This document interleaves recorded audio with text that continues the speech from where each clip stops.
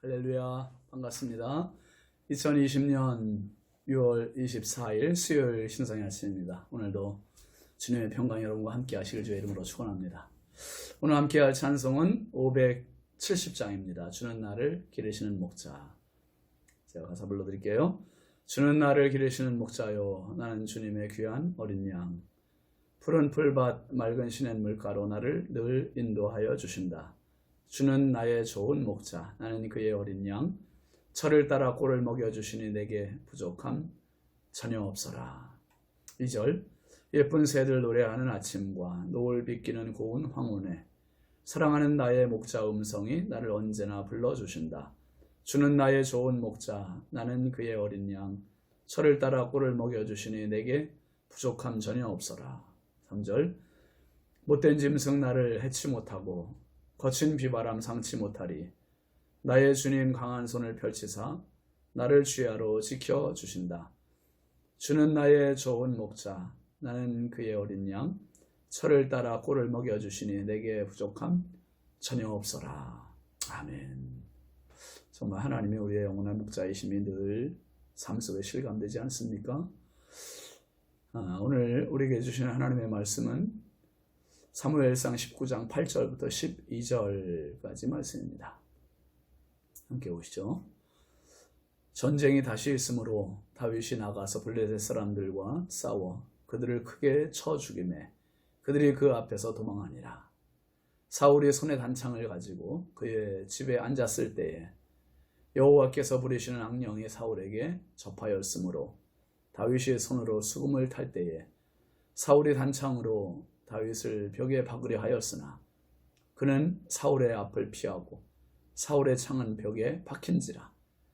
다윗이 그 밤에 도피하매 사울이 전령들을 다윗의 집에 보내어 그를 지키다가 아침에 그를 죽이게 하려 한지라.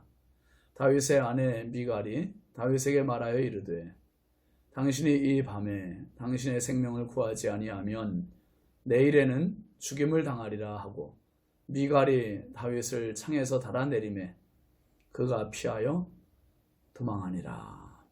아멘. 오늘 말씀 제목은 피난처입니다. 피난처. 여러분, 우산 없이 비 오는 밤길을 혹시 걸어보신 적 있으십니까? 참 난감하지요. 오는 비를 다 맞아야 할 그 상황에서, 그런데 누군가가 옆에서 우산을 받쳐준다면 정말 얼마나 고맙겠습니까? 성경을 읽다 보면 중요한 사실을 발견하게 되는데요. 그것은 바로 하나님께서는 하나님의 백성들의 영원한 피난처가 되어주신다는 사실입니다. 자녀들에게 어떤 위기 상황에서도 언제나 피난처가 되어주신 하나님. 생후 3개월 된 아기 모세를 나일강에 둥둥 떠내려 보낼 때 어찌 될 줄 몰랐지만 하나님은 바로의 딸인 애굽의 공주를 준비하셔서 무사히 강물의 위험으로부터 피하게 해주셨습니다. 출애굽하던 이스라엘 백성들에게는 구름기둥과 불기둥으로 보호하심으로 피할 길을 예비해 주셨지요. 민수기 35장에는 가나안에 들어가면 6성읍에 각 도피성을 만들라고 말씀하셨습니다. 도피성의 목적은 부지 중에 살인한 자를 피하게 하는 성읍입니다. 부지 중에 지은 이 살인자들의 억울한 죽음을 피하게 해주시려는 하나님의 배려지요. 오늘도 우리의 삶의 영원한 피난처가 되시고 영원한 우산이 되어주시는 하나님께 피하는 복된 하루가 되시기를 축원합니다. 다윗은 18장에서도 사울이 죽이려고 창을 2번이나 던졌을 때에도 피해서 도망을 한 적이 있었습니다. 지금도 같은 상황이 다시 전개됩니다. 분명히 사울은 아들 요나단 앞에 어떻게 뭐라고 했습니까? 하나님 앞에서 맹세한다고 했어요. 다윗을 죽이지 않겠노라고. 그런데 그 맹세가 불과 얼마 못 가서 사울의 마음은 다윗을 죽이는데 혈안이 되어 있습니다. 한편 다윗은 8절 말씀을 보면 전쟁이 다시 있으므로 다윗이 나가서 블레셋 사람들과 싸워 그들을 크게 죽이매 그들이 그 앞에서 도망하니라. 골리앗이 죽고 나서 블레셋과 전쟁이 있었는데 다윗이 블레셋을 크게 물리쳤습니다. 그리고 블레셋 사람들이 다윗 앞에서 다 뿔뿔이 흩어져 도망갑니다. 다윗의 앞에는 승리만 있습니다.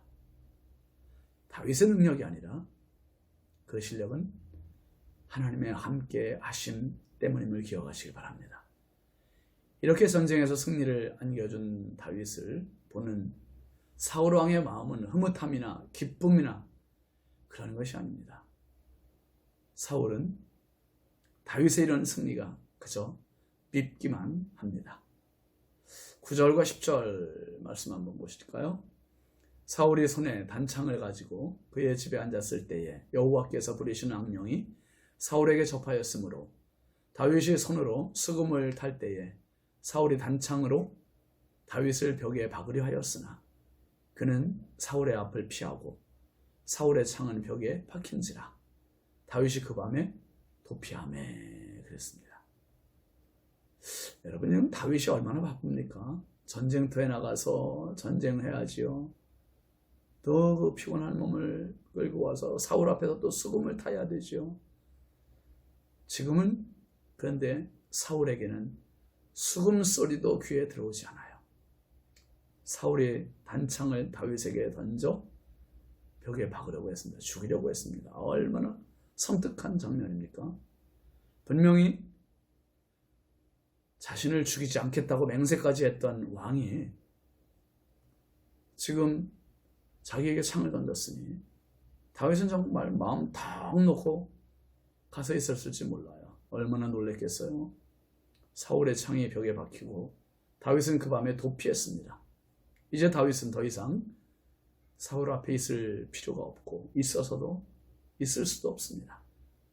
집으로 갔는데 사울이 전령들을 다윗의 집으로 보냅니다. 아침에 다윗을 죽이려 해요. 11절 12절 말씀 볼까요? 사울이 전령들을 다윗의 집에 보내요. 그를 지키다가 아침에 그를 죽이게 하려 한지라. 다윗의 아내 미갈이 다윗에게 말하여 이르되 당신이 이 밤에 당신의 생명을 구하지 아니하면 내일에는 죽임을 당하리라 하고 미갈이 다윗을 창에서 달아내리매 그가 피하여 도망하니라 했습니다. 다윗의 아내요 사울의 딸인 미갈이 다윗에게 오늘 밤 도망하지 않으면 내일은 죽을 것이라고 분명히 얘기합니다. 다윗을 창에서 달아내려 다윗이 도망하도록 도와줍니다. 여러분, 다윗의 길은 하나님께서 도우시는 겁니다. 언제나 피하게 하셨고 언제나 보호하셨습니다. 시편 146편 3절부터 5절까지 말씀해 보면 그런 말씀이 있습니다. 귀인들을 의지하지 말며 도울 힘이 없는 인생도 의지하지 말지니 그의 호흡이 끊어지면 흙으로 돌아가서 그날에 그의 생각이 소멸하리로다. 야곱의 하나님을 자기의 도움으로 삼으며 여호와 자기 하나님에게 자기의 소망을 두는 자는 복이 있도다. 귀인들을 의지하지 말고 도울 힘이 없는 인생도 피할 길로 생각하지 말라는 거예요. 야곱의 하나님, 그 하나님을 자기 도움으로 삼고 여호와를 자기의 하나님으로 믿고 소망을 두는 자, 그 사람이 복이 있다는 겁니다. 여러분, 지금까지 살아오시면서 얼마나 많은 피난처가 필요했습니까?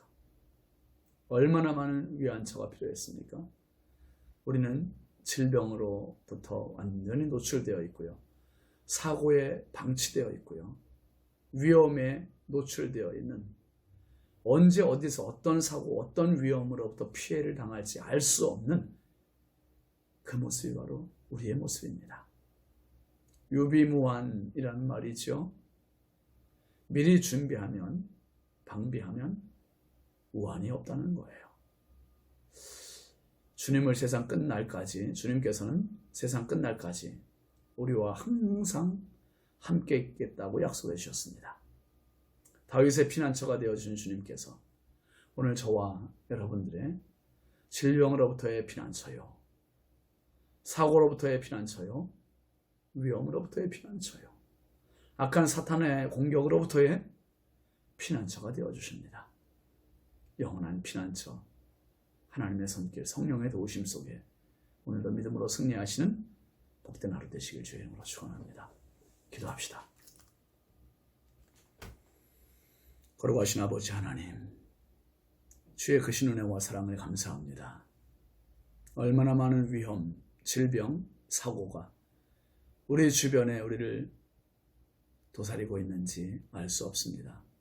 하나님, 다윗을 죽이지 않겠노라고 맹세까지 했던 사울이 다윗에게 창을 던졌고 또 전령까지 보내서 죽이려고 했습니다.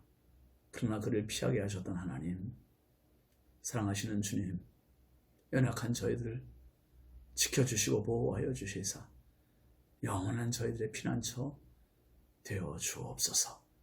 오늘 한 날도 주께서 저희들의 피난처 되실 줄 믿습니다. 이 나라의 피난처 되실 줄 믿습니다. 우리 자녀들의 피난처 되실 줄 믿습니다. 성령님 도와주옵소서.